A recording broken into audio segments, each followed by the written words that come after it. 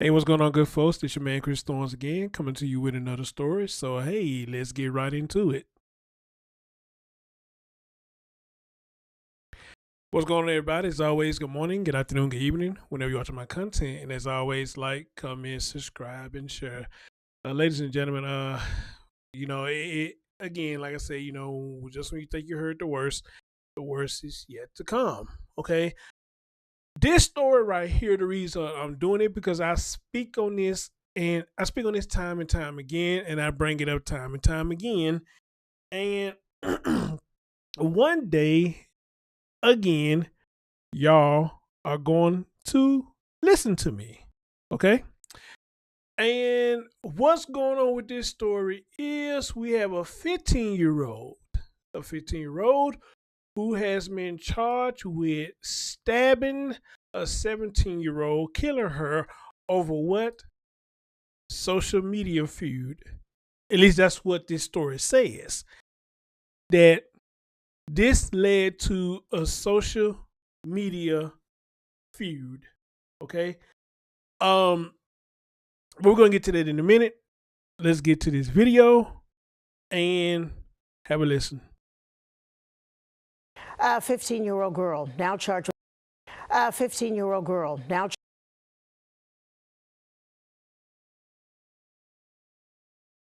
A 15-year-old girl now charged with murder. The murder of 17-year-old Emery Mizell, who was stabbed to death outside the alleged killer's apartment building in the Bronx. Detectives now looking at their social media accounts. Police believe the stabbing was the culmination of an ongoing dispute between the two girls. There is now a memorial set up at the scene. Police say as many as 10 other teenagers were present at the time of the fight.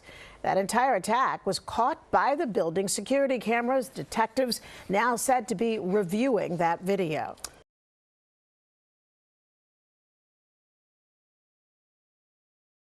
Okay, if y'all don't mind, let me play that one more time because she said something that caught my attention, and hopefully it caught y'all attention as well. A 15-year-old girl now charged with murder.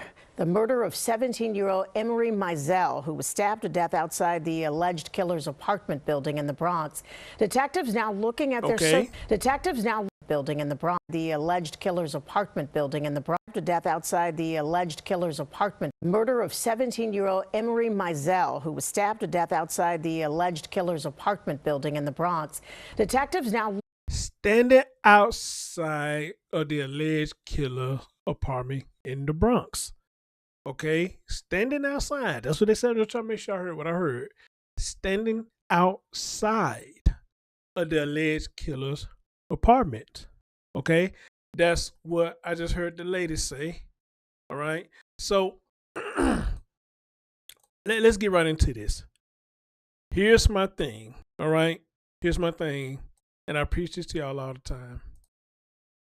We are living in time and an age that for some reason, social media, internet is raising these children. Okay. And that's a bad thing because the internet cannot raise your children. You as the adults supposed to raise your children. Okay. Now it used to be a time, at least when I was growing up, they say, hey, stick and stones may break my bones, but words will never hurt me. But unfortunately, those time has passed. It seems like anything somebody say about somebody, what they saying about their mama or whatever the case may be, it sparks an issue. And not only does it spark an issue, you have other people who around that exit on. Amen. You got other people around that exit on. And this what makes the situation much, much worse. Okay. Instead of the people who's around holler about ooh, ooh, ooh, instead of trying to breaking it up, what do? They pull out the phone and they record it. You know we know what they record it for views and clicks and to have something to talk shit about. But and it's amazing that a lot of these youngins don't pull out their phones to show how good their report cards are. None of them don't pull out their phones to record how well they doing in class. None of them don't pull out the phones to show none of their classmates going across the stage. Well, they probably do that. It probably just a sliver of them that does that. All right. But wherever there's some fuck shit going on, whether it's the student fighting the teacher, teacher fighting the student, or whatever you want to call it, they'll pull out their phones and record this. And it's all for what? Social media. Social medias. And see, this is where it hurts me the most, because a lot of times it be these young ladies that get so hot-headed and want to go meet the other person and get into a fight. Oh, it's a he say, she say. Okay? Now, y'all just heard the lady say that this young lady right here, Emery, was outside of the young lady's apartment. Now, here's the thing, because I hear a lot of people on this YouTube talk about pull up, pull up, pull up, pull up, pull up.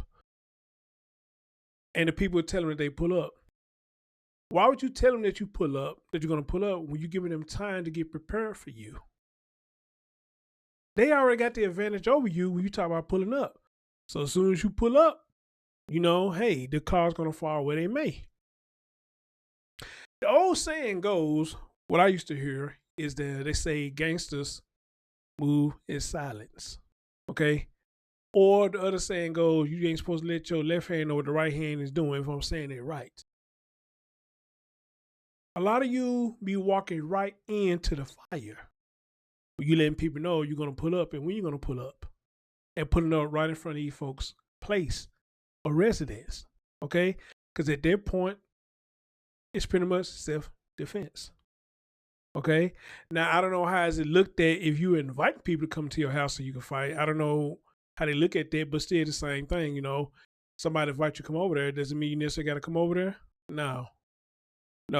And this is why I preach to y'all about me. I'm not tough. I'm not going to get over here and talk tough. I'm not finna invite nobody to my damn house to fight because they don't like something that I said or they don't like something that I did. If you're going to come to my home, you're going to come on your own accord, and whatever happens, let the car fall as they may. Because you coming to my property is a threat. Okay? So no, I'm not going to get over here acting tough, talking shit to nobody and tell them to come up or give me your address, this, that, third. It ain't that serious. Because at the end of the day, nobody, and I mean nobody, on this social media gonna give a fuck what happens to you. What they're gonna end up doing is going to the next person who does content. And you'll be a thing in the past. And then a lot of you will sit about, man, that's fucked up what happened. That's fucked up what happened. But you saying it's fucked up what happened, but you were the one that was egging on the situation. But then shit happens. Now you want to talk about it's fucked up that it happened. Okay? I'm saddened to hear this. And this is how bad social media has gotten.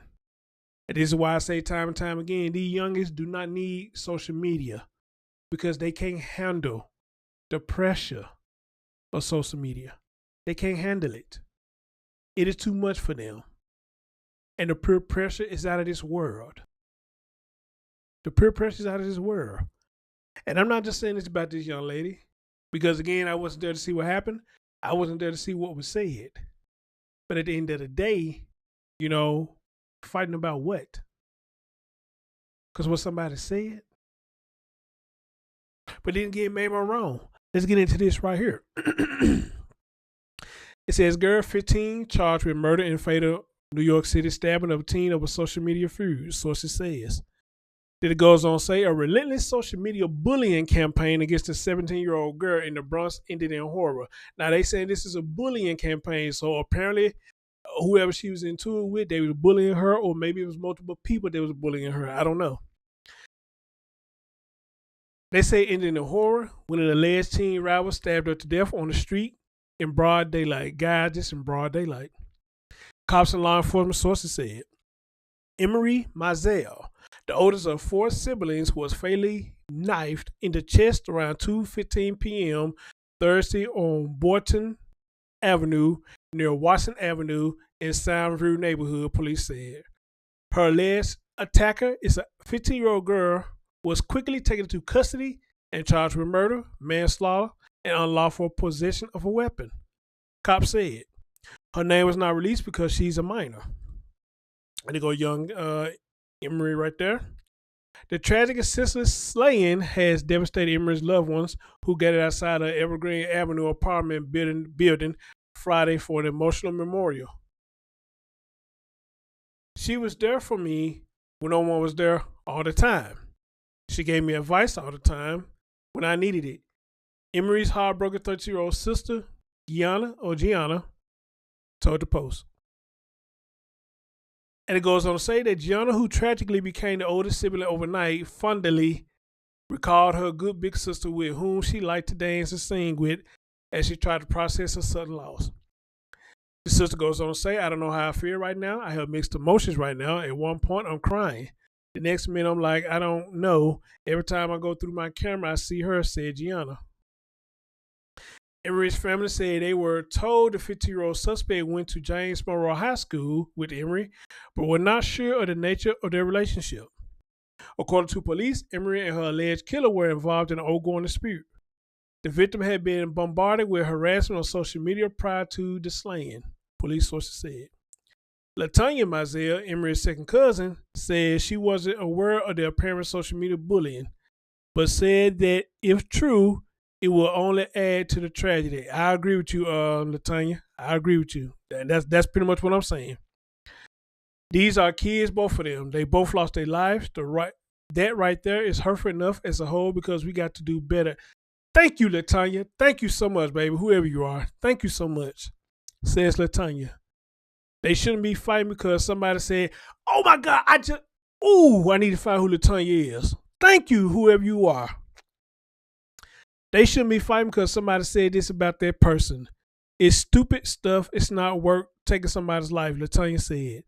And that despite the suspect being a child, she wants to see the team be prosecuted. I really just wish I could hold my cousin again. Meanwhile, Gianna says she's already felt the stress of sleeping into Emery's shoes. The pair shared two younger siblings as well as a step sibling on their mother's side. I feel like it's going to be hard for me because I'm going to have to watch all these siblings by myself. They're all still babies. Little Tony's 8 and Josiah's 6. Both seem stunned at the memorial, with neither fully coming to grips with the reality that Emery was brutally murdered in a broad daylight attack. She was a good girl. I love her. I want her to come back, Tony said. She was good, strong. I miss her so much. I want to tell her that. I love you. Please be safe. And I love you so much, said Josiah. Emery, who would have turned 18 in October, was just 1 month short of graduating. Ooh, see, that's making it worse. That makes it so much worse.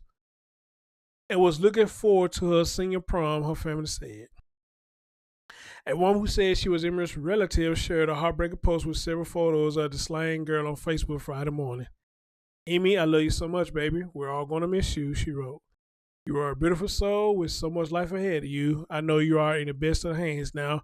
I do anything for the chance to hug you and tell you I love you again. Sleep in peace, our sweet angel.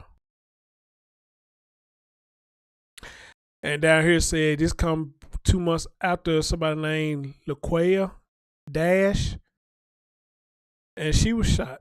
She was 17-year-old, and she was shot, and she got wrapped up in social media spat.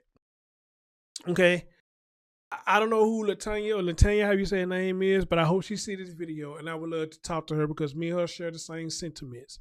It shouldn't have got this far. As a matter of fact, baby, you were 17 years old, ready to graduate. I mean, hell, what can a 15-year-old say to you to make you that upset, baby? You figure ready to get out of school and figure ready to see how it is to be, what life would be after school, and you growing into being an adult. Okay? Okay? So, I don't know what was said, what was the bullying about, what started the bullying, or whatever the case may have been. But this is why I preach. No youngins need social media right now. It's a distraction. It's a disturbance. It throws the youngest off track to the point someone gets hurt and someone dies. Someone gets hurt and someone dies. And like LaTanya said, And again, I share the same sentiments. It ain't even that serious. It shouldn't have been that serious to the point somebody had to die. Okay?